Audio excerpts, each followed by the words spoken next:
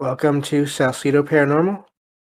It is Thursday, February 9th, 2023, and today I will be reviewing the last of the stories from H.P. Lovecraft, The Complete Fiction. As always, you can find all of the shows, along with all the links to social media and other ways to contact me at the podcast page, and that is salcedoparanormal.podbean.com. That's SALSIDO paranormal.podbean.com.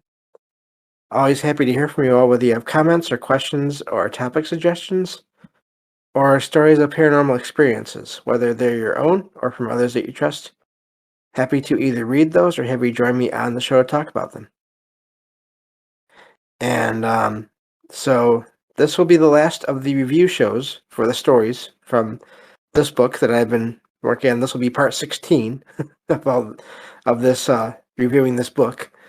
And but then I will still do, in a couple weeks, I will still do one show just on his fiction in general, in terms of patterns and similarities and differences in the stories. And also I'll probably do a little section on recurring characters, because this book was not, the writings in this book were not organized chronologically. So I end up jumping around a little bit in the process of reviewing these stories. I didn't realize that until after. So I will put some of those pieces together and then just talk about the just his style and the paranormal concepts of his fiction in general. So, but that'll be in a couple weeks. Next week we'll be having a roundtable discussion. There won't be a stream for that. That'll be next Wednesday night, Thursday morning, basically. But it will come out around the same time as the episodes usually do on the podcast and YouTube feeds. So, and that's for next Wednesday night, Thursday morning. So it's still a little while. But yeah, so it's really been amazing reviewing this book. I mean, that's a lot of shows that I've been able to make out of this book, which is really amazing. So, oh good, there we go. I'm just looking at the chat here. So yeah, so this is going to be a longer episode, I believe, because I have 8 stories here to talk about. Might not be super long though, because some of these were pretty fast listens. Didn't take much to listen to them. So I'll probably be able to breeze through, just speed through some of these stories pretty easily. But yeah, thank you all for being here and listening. And also, before I started recording, thank you all to those who were here and who helped me, who helped confirm that you all could hear me, as I had a little bit of an issue recently, tonight actually, with the microphone set up, but everything appears to be okay. So that's the main thing.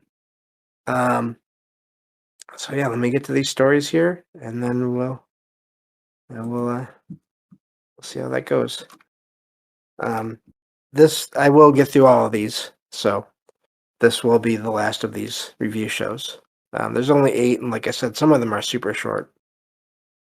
So this first one I'm going to talk about here is called What the Moon Brings.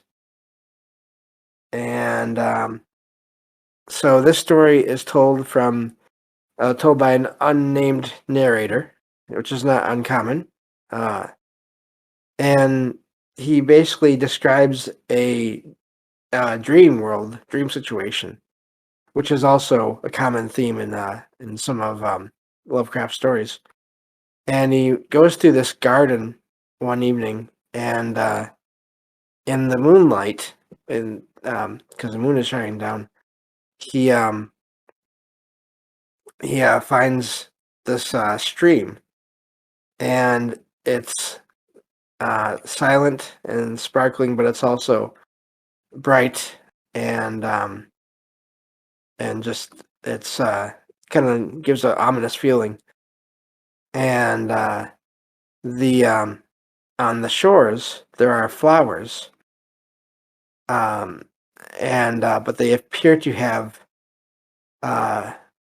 faces in a way. But So yeah, there's let's see here. The there's in the water there appear to be carvings of I believe it's in the water. Um Remains underwater of buildings, which is also another common thing um in Lovecraft stories. So and the narrator sees this as he crosses this bridge he sees under the water. And he finds that this garden doesn't have an end as far as he can tell. And there are just it turns from a regular garden into a somewhat of a forest with again stone idols between just in different places in this garden. And again there are these faces that appear to be dead. And he gets this feeling from them like he's supposed to go on and on. And the stream continues nearby, and he follows it until it becomes a river. Again, going back to flowing water and energy, these ideas. Um, and he ends up coming to a sea. And so the eventually the moon starts to go down, and as it does, the faces all around him start to fade. And let's see here. So eventually he finds himself staring down at, again, the ruins of an ancient city, and it's basically a city of the dead, across and beneath the waters of the sea. And he sees a bird across the ocean, a condor, and wants to ask it about what happened here, but it's too far away. And again, this is a sort of a dreamscape. And so the let's see here. So yeah, he's going. He wants to go to figure out a way out of there, but he can't. And there's no end to all this situation here. And he ends up jumping into the water, and that's where the dream sort of ends. And just really a dark horror kind of story with just references to water and again stones and ancient civilizations. Just a very haunting story in a way. So that was the first one. I actually listened to all of these today, earlier. So I was only going to listen to the first 5 of the 8, and then I just looked at all the how long it was going to take to listen to all of them, and it wasn't that long. And so I just went on ahead. So yeah, and definitely always recommend people join the Discord because sometimes people, such as Derek, the Night Stalker, will share images here, and he just shares looks almost like comic books, a comic book version of this the story. So that's pretty cool. So yeah, neat story. Just again, horror kind of haunting fantasy story. So I think that's it for that one. Let me move on to the next one. And this one, the title is Polaris. And it's another short story.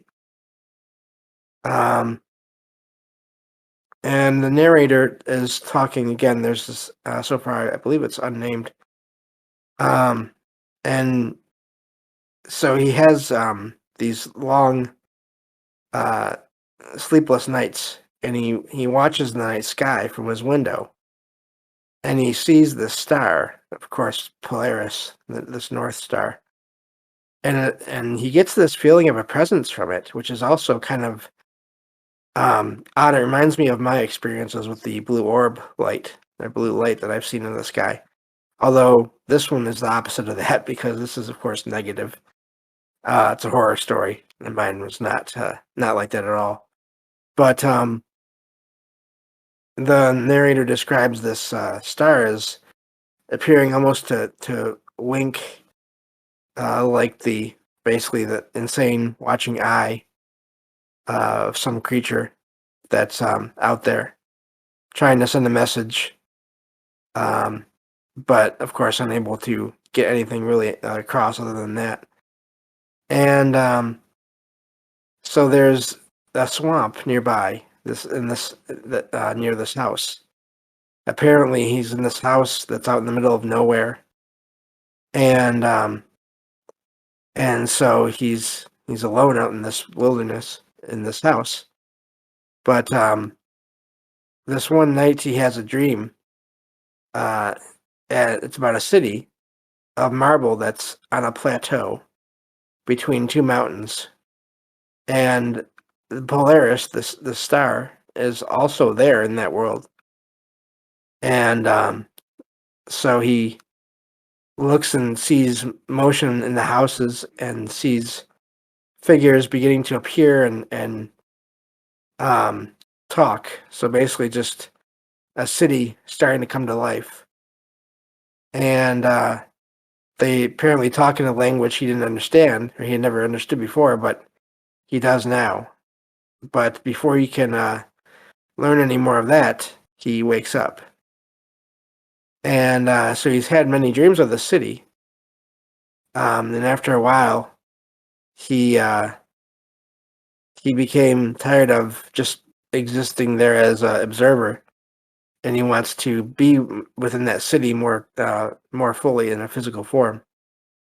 And so he starts to focus on that more, and he starts to wonder as things start to change within that world, that dream world, if there is a way, if this is really happening somehow. And so one night in this city, he's listening to the conversations going on here. Excuse me. And as he's doing this, he realizes he's gaining this physical form. And it's almost like he's merging with this world and with a body similar to that of the people that live there. And so he starts to just emerge in this world. And eventually the people in the city start to fight this invading force. And the narrator, who is part of this whole resistance, or this defense of the city, is sent to a watchtower to signal if this army gains access to the city itself. And but once he gets to this tower, he sees Polaris in the sky, and again senses it as a negative force. And it actually, in this world, is able to speak to him. And it gives this little poem, which is just about darkness and forgetfulness, and and then of course death. And but he's unable to figure out what it means, and he ends up in this world, in this dream world, where he somehow now has a physical form. He falls asleep, and he fails, of course, to do what he was ordered to do, which is signal if the enemy army is invading the city or not.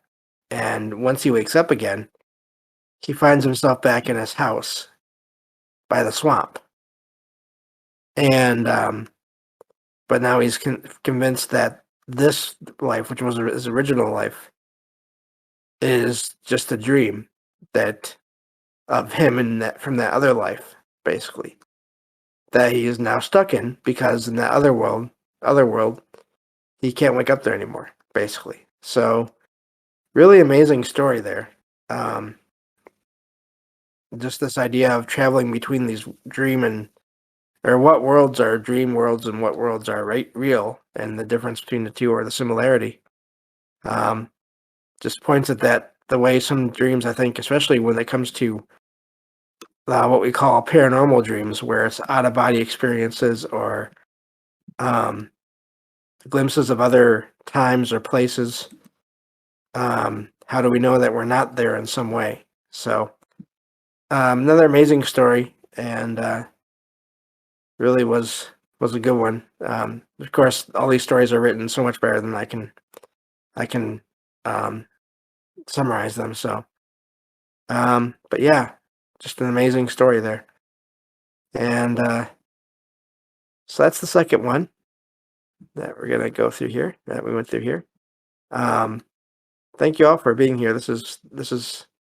I'm glad you all enjoy me reviewing these stories because it's not the easiest thing to do, but I do enjoy trying anyway.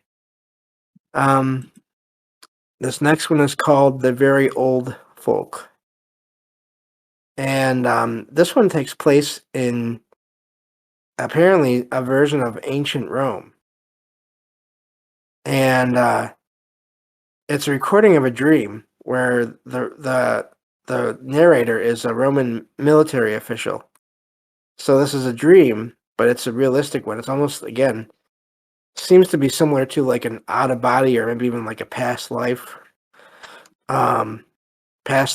memory somehow, or experience, or even just a separate life experience. So because this narrator is not from that time, but he has this dream about this experience. So this is near a place called Pompeo, which is it's historically also known as Pampeluna in English. So but anyway, this is apparently near or it's in Spain, according to the resources here. And so this narrator has this dream of being in this place in Spain. And in this world, the countryside is always, every year is always invaded by people from nearby that live in the hills, who then kidnap citizens and perform different rituals once a year. And the narrator wants to lead a military expedition to basically eliminate this menace to the area. And so because at one point there is this altercation between a group of these people who visit the town to barter for supplies, and the people that live there, and some of these people from the hills are killed in this fight. And so because of this, the Roman military is mobilized to go after these people. And but when they do, and this is where one of these stories is pretty short, they're once they go after these people, at one point there's this rush of sounds of drums, which have been quiet but also there the whole time. And at one point, the horses that have been left behind little ways because the path is getting too rough for them to travel anymore, the narrator hears them scream. And he goes back and finds that one of the people that was left there to guard the horses was so terrified that he and apparently others were driven insane and then driven to apparently kill them, eliminate themselves. And there was this presence that was all around everyone at this point, and a cool rush of air. And apparently there was this cool air and moving around, almost like that being generated by giant wings. And basically the story ends with this entire group of soldiers being killed by something unknown, basically. And of course, when this happens, the narrator wakes up and says it was the most vivid dream they'd had in years. And so it makes you wonder if that was some kind of past life memory or experience, or just some alternate life there. So and brings questions as to what happens when you pass, or even when you sleep. Sometimes do people, you hear about this, sometimes people have dreams where they're another person in some other place, and they go through days or even longer in this other life, and then they eventually wake up, and it's all real to them. And they even sometimes, in some of the stories I've heard of these paranormal like dreams, they miss the people that they knew in this other world, because to them they seem like real people, and we really don't know for sure that they weren't, and that these people having these experiences weren't somehow there. So that's, I think, this is of course a horror story based on that concept, as far as I can tell, and as far as at least that's what it makes me think of anyway. So um, that's it for that story. Yeah. See, I figured we'd be able to get through these stories pretty quickly. I already got 3 done, 5 more to go. So, um, this next one, and I'm not sure how exactly I say this, but the title is Ibid or Ibid, and it's this. What's really neat about this one, and let me see here. Um, there's a couple of stories here near the end. This one, and then another one I'll get to later, that are somewhat. They're actually meant as parodies of, um, basically just almost like dark comedy stories. And this is it's a mock biography of a Roman scholar who's, let's see here, who was what was it? Let me see here. Greek scholar, okay. Whose writing was known throughout the area. And of course, this is a Roman scholar, so this is again going back to those times.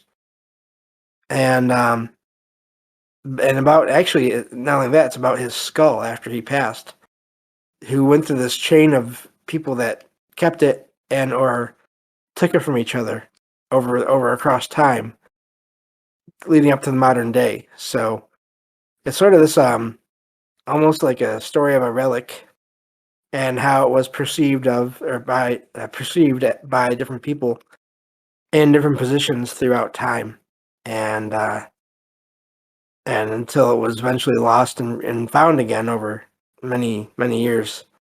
So there's not a ton to this one. It's just this idea of um, objects and the significance that we give to them, and or we don't in some cases. So this is one of those I knew we would pretty much get through really fast, because there's not a ton to this one. But I would definitely recommend reading it. It's very it's a neat look into this kind of a version of a story, or this type of a story, the parody, and especially as told by Lovecraft. So again, this sort of this dark comedy story. And funny enough, it ends up in it goes through the U.S. It starts off in of course in Rome, but over the decades and centuries, it ends up in Salem, Massachusetts, and Providence, Rhode Island, ending up in the end of the story anyway, in Milwaukee, Wisconsin. So not much to that one, except that just the writing of it is just amazing, and definitely recommend it to everybody. So let's see here. Going on to the next one, has an odd title, but I think it's also another one of those parody stories. Yeah, Derek here in the chat says some say that secret societies will steal the skulls of famous thinkers like that. Oh, okay. That may be part of the story that isn't even exactly written in so many words. That may be why that may have been like part of the point of that story. Yeah, huh. Thank you for that, Derek. That's a good bit of information there, to add to that. So, But yeah, let me get back to the stories here. This next one, the title is Old Bug, and it's in reference to a character. And so, wait, Old Bugs. I'm sorry, it's not Old Bug. It's Old Bugs. But it is a man. That's the focus of the story. So the story takes place back in the times of Prohibition in the U.S. And that is the times, of course, when alcohol was not allowed, and of course was therefore um, distributed illegally. There are what they call speakeasies, sort of, for people to consume alcohol. So the story is about one of these places. It's known as the Sheehan Billiard Room in Chicago. And there's a man that visits this place that he he visits the place often and is known for drinking there, of course, as everybody else does. But sometimes he will sort of appear to change his personality. His personality will change, and even some of the way, like his mannerisms and all that, and to where he appears to be not quite as rough as he normally is in terms of language and just his general demeanor. And so the story again is another short one. At one point, a new person comes to this place, and the his name is Alfred Trevor, and the so this guy shows up here, and uh, old Bugs tries to convince him not to make the same mistakes he did, and eventually, um, while doing this and after doing this, and after basically nearly starting a fight, this guy basically passes away within this building. Now, turns out the summary is not the best here that they have in this article. There's a connection between this man who just passed and this Trevor. Turns out it's their relatives, but they don't even know it in the story. So it's very well done and much better than I can describe there again. So just an interesting short little story there. A lot of these are just shorter than even the other ones I've reviewed before. But it's just sort of that paranormal aspect of other personalities somehow showing up, or even other aspects of a person fading and then reappearing, given the different given the situation changing or whatever. So just a interesting glimpse at that kind of idea in that story. Now, speaking of the parody, this next one is again another one of those. And I'm not sure how you say this. Sweet Ermengarde. And this is it's a short, again, comic or parody story. And there's really not much paranormal in this one. I don't have much to say on this one except it's just another somewhat dark humor, almost written in the style of an old play. And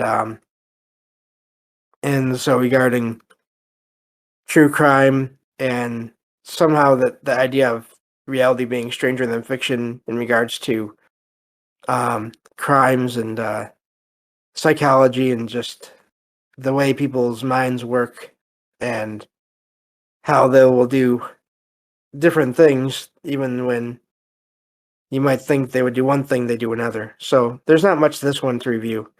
But so yeah, this is a fun one to read. I definitely recommend it. Again, I just don't have. I knew that would be the case with a couple of these stories here. There's not a lot paranormal going on that's paranormal in that one, except for just the way sometimes reality is just. It seems even more odd than some of the paranormal encounters you can hear about. So, Sorry, I don't have a ton on that one there to talk about with y'all, but that's how it goes with some of these stories.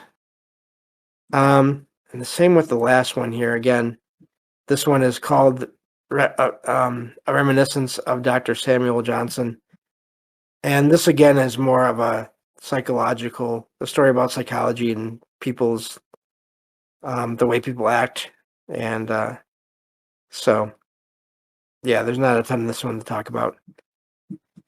So I think I'll just move on from that one. Again, check out, if you want to look up any of these stories, you can look them up online.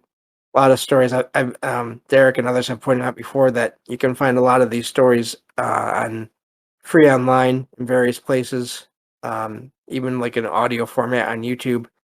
So, but I got this audiobook, and it's the complete fiction of H.P. Lovecraft, and it was like $5 for 47 and like almost 48 hours of content, and all organized, like all in a one place, just one website basically.